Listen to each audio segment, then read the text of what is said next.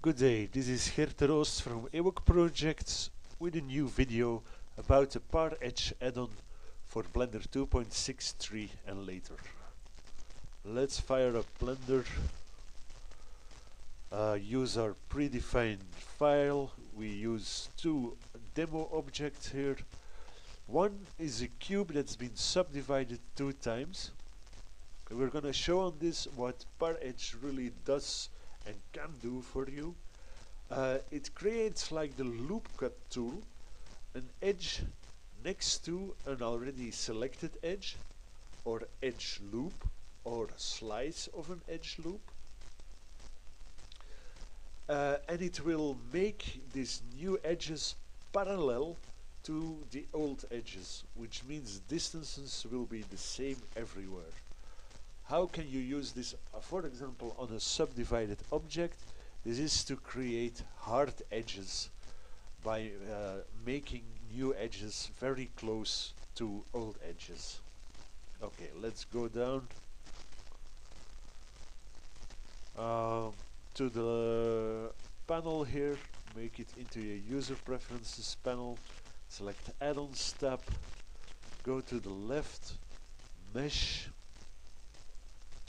select the mesh Paredge listing here, on the right to enable.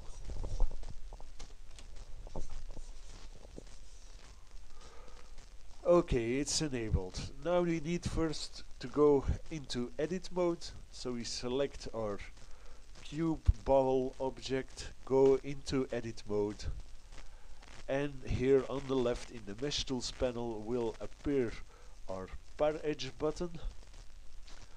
Let's select one of the sides of the cube and show what Paredge can do for you.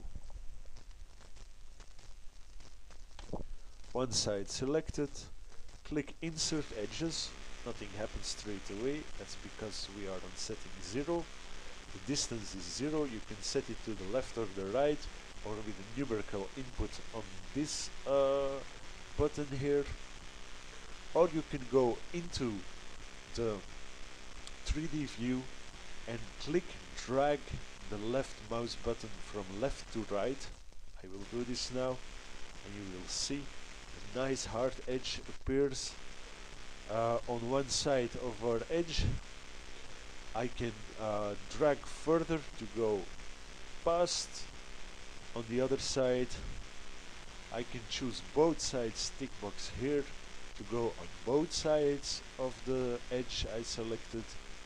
You can still use the left mouse button here to put your distance. This is how you create a hard edge. If you're not happy with what you're doing, just hit the right mouse button and you'll be out of there.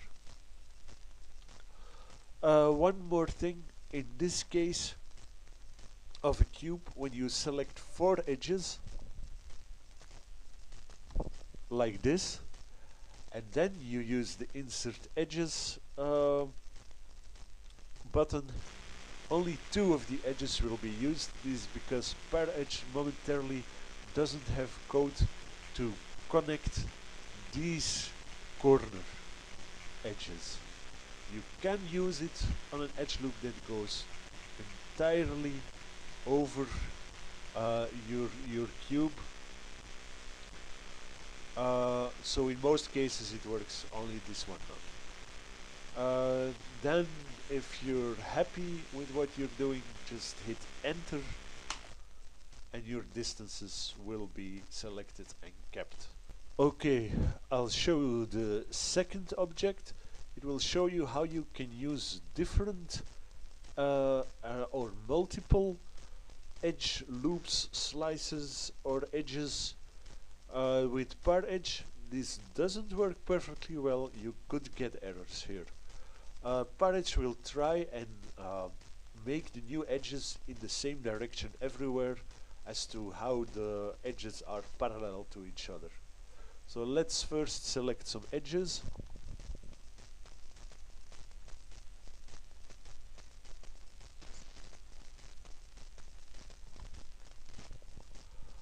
And now just use Paredge, and as you see, the settings will be kept from the previous object, so both sides is on here, and as you see, there's nice on both sides edges of all our edge slices at the same distance everywhere. One more point to show you is that when you have both sides on, you can choose to have endpoint quads drawn for you. This means that there will be a quad made between this point, this point, this point, and this point. On both sides, I'll show you what it does. Like this, you have some kind of wings-like edge crease functionality in which you increase your edge, and it's all nice and quadified like this. Okay, that's about what Paredge does for you. See you in some other video. Paredge isn't perfect yet. You could bounce into some bugs, but we'll be working on it. Good day.